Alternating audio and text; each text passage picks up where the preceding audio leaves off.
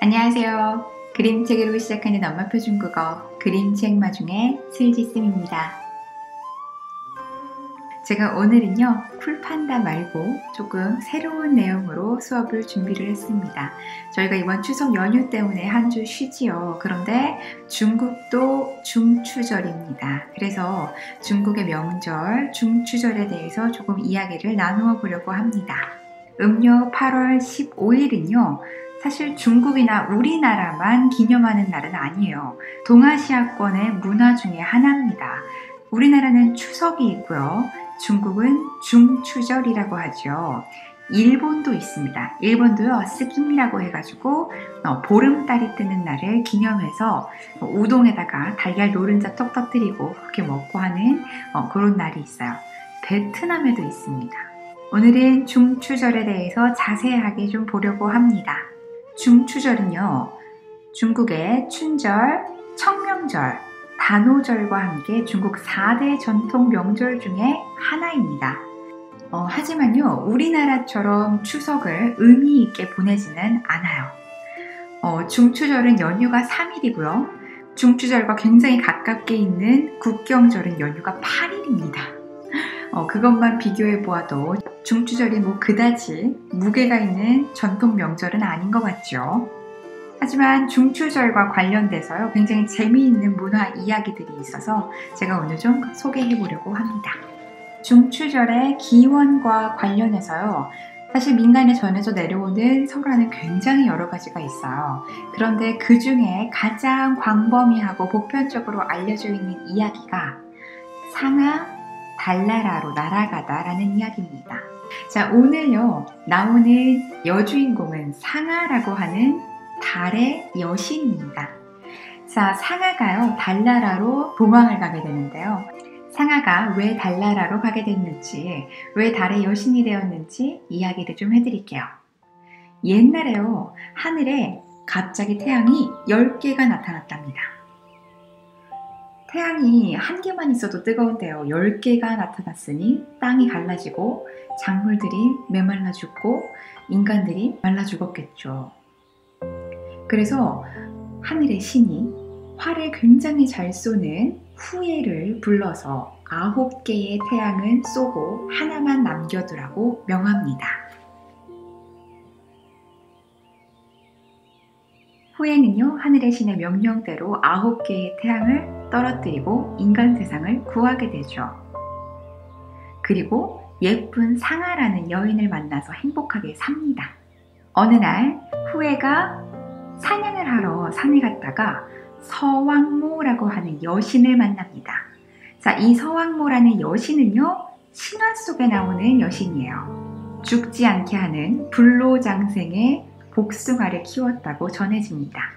자, 어쨌든 간에 이 서왕모가 인간 세상을 구한 후예에게요 신선이 될 수 있는 신비의 약을 줍니다.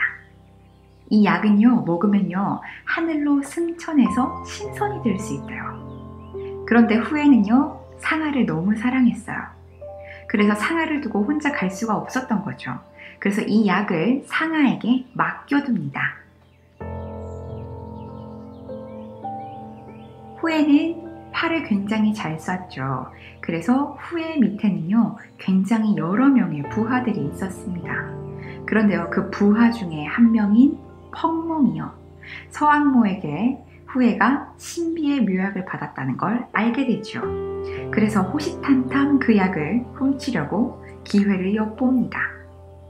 어느 날 후예가요 부하들 데리고 사냥을 가는데 펑몽은요 이 기회를 놓칠 수가 없죠. 이 기회를 틈타 약을 훔치려고 상하의 방으로 들어갑니다. 그런데 이 아리따운 여인이 어떻게 사내를 이기겠습니까?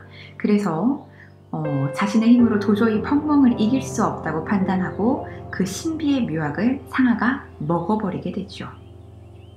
신비의 약을 먹자마자 상하의 몸이 하늘로 떠오르기 시작했다고 해요. 근데 이 상하가 살아가는 남편 후예를 그냥 두고 갈 수가 없어서 인간 세상과 가장 가깝게 있다는 달에서 후예를 그리면서 살게 되었답니다. 그래서 상하는 달의 여신이 된 거죠. 사냥에서 돌아온 후에는요, 자신이 없었을 때 일어났던 일을 알게 되고요. 함께 했었을 때 상아가 굉장히 좋아했던 것들을 제사상에 차려놓고요. 아내를 그리워했다고 해요. 이 이야기가 사람들한테 구전이 되면서요. 음력 8월 15일에 상아가 달에서 평안하게 지내기를 기도하는 제사를 치르기 시작했다고 해요. 이게 바로 중추절의 유래입니다. 이 달의 여신 상아가요, 달나라로 날아가다. 중추절의 기원과 관련이 있는 신화였어요. 이걸 뭐라고 하냐면요, 嫦娥奔月라고 합니다. 嫦娥奔月. 한자 그냥 그대로 읽으시면요, 상아분월입니다. 상아는요, 상아라고 읽기도 하고요, 하가라고 하기도 합니다. 자, 이제 중추절의 풍습을 좀 한번 볼까요? 중국 사람들이 중추절에 대표적으로 먹는 음식이 바로 이거죠. 이게 뭐죠? 월병이에요. 맞아요. 월병입니다.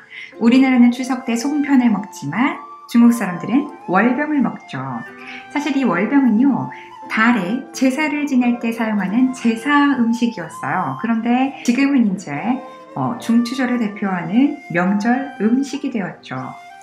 사실 이 월병과 관련해서도요, 굉장히 재미있는 역사 이야기가 있습니다. 오래전으로 거슬러 올라가면요, 몽골족이 한족을 통치하던 시기가 있었어요. 근데 그 당시에 주원장이라는 사람이요, 몽골족에 항의하는 봉기를 준비합니다. 그런데 몽골족의 감시가 너무 삼엄한 거예요. 그런데 봉기를 일으키려면 굉장히 여러 사람들이 함께 해야 되잖아요. 그래서 그때 어떤 방법을 사용했냐면은 월병 속에다가 종이 쪽지를 몰래 넣어서 사람들에게 돌렸다고 하죠.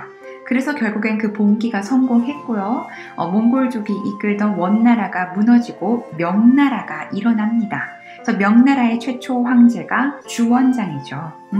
굉장히 월병에도 재미있는 역사 이야기가 있습니다. 자, 우리 월병을 중국어로 뭐라고 읽는지 한번 볼게요. 읽어볼까요? 月饼, 月饼 이라고 읽습니다. 월병입니다.